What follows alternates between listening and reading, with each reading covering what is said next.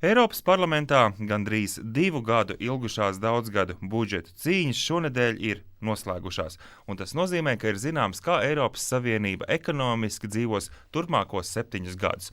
Kāds ir šis budžets, to tūlīt studijā skaidros Eiropas parlamenta deputāts Krišjānis Kariņš. Latvijai šis budžets nozīmē, ka turpmākos 7 gados mēs papildus saņemsim apmēram 7 miljardus eiro, kas ir pielīdzināms veselam Latvijas gada budžetam.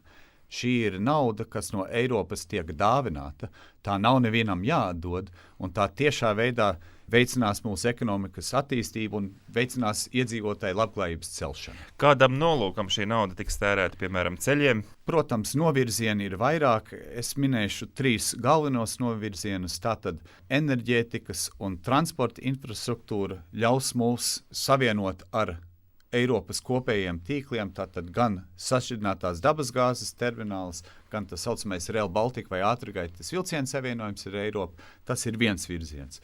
Otrs ir zinātnes attīstība. Eiropā kopumā ir paredzēti 70 miljardu eiro. Zinātnes attīstībai nauda arī būs Latvijai, un mēs zinām, ka zinātnes attīstība ir pamats ilgtermiņa ekonomikas izaugsmē, jo mums ir vajadzīgas ne tikai tādas darba vietas, bet labi apmaksātas darba vietas, kas rodās precēs un pakalpojumos ar augstu pievienoto vērtību. Zinātne to palīdzēs. Ir izskanējis viedoklis, ka šis ir taupības budžets. Šis ir taupības budžets tādā ziņā, ka ļoti daudzām pārsvarā vecākām Eiropas Savienības dalību valstīm būs mazāk naudas. Un, piemēram, zemniekiem visā Eiropā kopumā ņemot subsīdiju līmenis samazināsies. Bet Latvijā zemnieku subsīdiju līmenis divkāršosies nākamo 7 gadu laikā.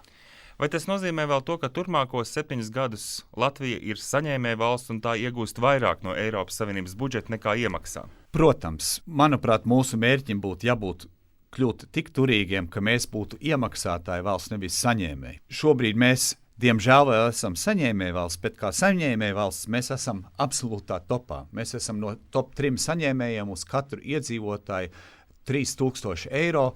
Ja salīdzina, Zviedri gandrīz tikpat daudz iemaksās budžetā.